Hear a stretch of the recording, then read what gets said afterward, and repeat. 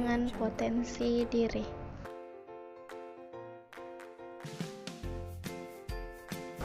Seberapa penting cita-cita dalam kehidupan manusia?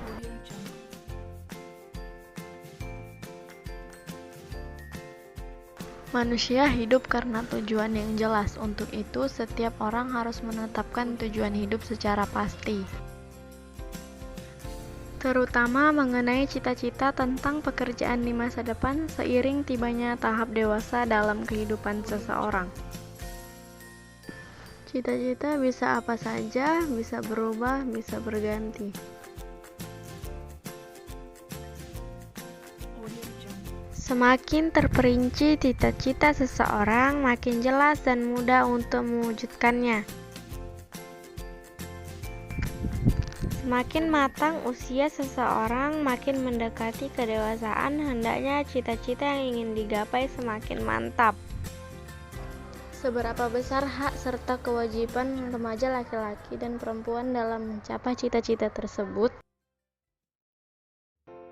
Cita-cita bagi remaja perempuan sama penting dengan cita-cita bagi remaja laki-laki. Di masa depan, semakin banyak profesional perempuan yang diperlukan masyarakat. Tuntutan partisipasi kaum hawa di berbagai bidang pembangunan dewasa ini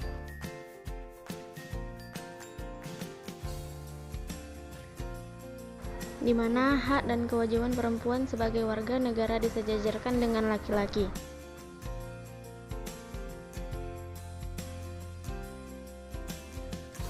Hendaknya memacu para remaja putri untuk berprestasi setinggi mungkin.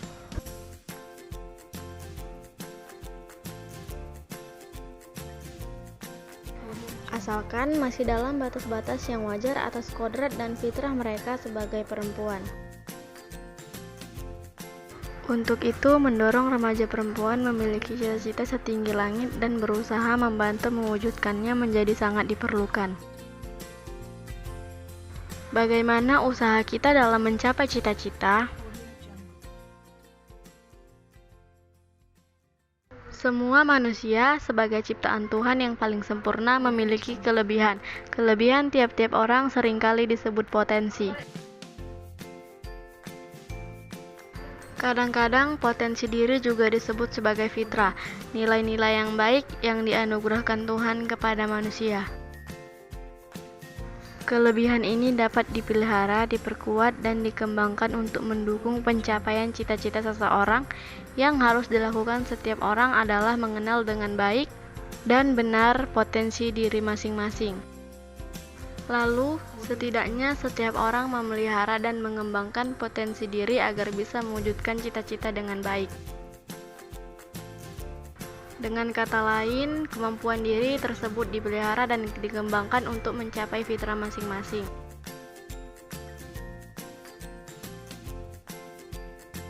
Bagaimana memahami kelemahan diri agar tidak menghambat pengembangan potensi? Di samping potensi diri, semua orang juga memiliki kelemahan. Jika dibiarkan, kekurangan ini bisa mengganggu potensi diri dan tentu saja menghalangi tercapainya cita-cita. Yang harus dilakukan setiap orang adalah mengenal dengan baik dan jujur terhadap kelemahan masing-masing. Untuk kemudian ditekan agar tidak muncul dan tidak mengganggu pencapaian cita-cita.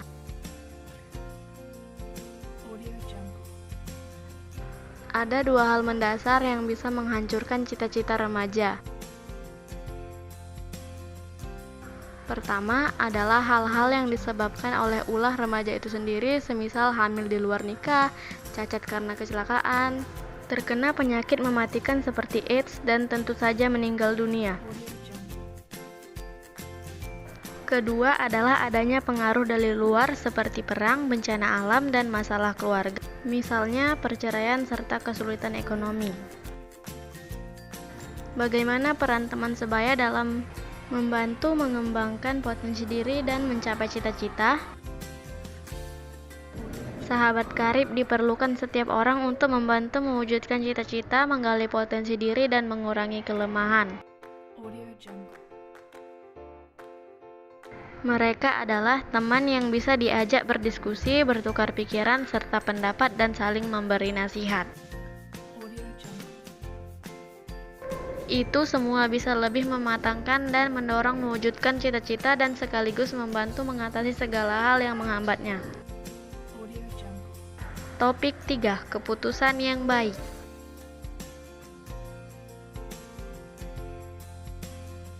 Bagaimana membuat suatu keputusan yang baik?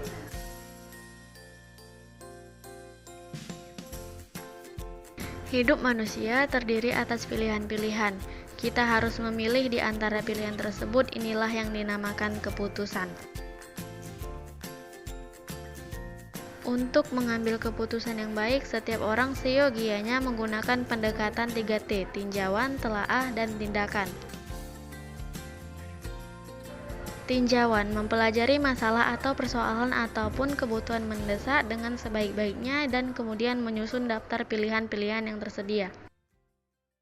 Telaah menimbang-nimbang untuk rugi tiap-tiap pilihan, perlu dicatat hampir tidak ada pilihan yang bebas resiko, meski begitu bisa dipilih mana yang paling berdaya guna atau mudah dilakukan. Tindakan menentukan keputusan yang akan dipilih dan siap menerima resiko apapun. Sebaiknya tindakan ini diambil setelah dilakukan analisis yang mendalam. 3T ini adalah proses berkesinambungan, akhirnya setelah selesai suatu tindakan diputuskan dan kemudian dilaksanakan. Selanjutnya dilakukan evaluasi untuk melakukan tinjauan, telaah, dan tindakan berikutnya. Demikian seterusnya sampai permasalahan tersebut benar-benar terpecahkan dan tuntas. Bagaimana hak dan kewajiban remaja laki-laki dan perempuan dalam mengambil keputusan? Pengambilan keputusan bukan monopoli kaum laki-laki, baik di masyarakat maupun di keluarga, wanita memiliki hak dan kewajiban yang sama dalam mengambil keputusan. Berbagi pendapat dalam mengambil keputusan di antara anggota kelompok atau keluarga merupakan cara penyelesaian masalah yang paling tepat.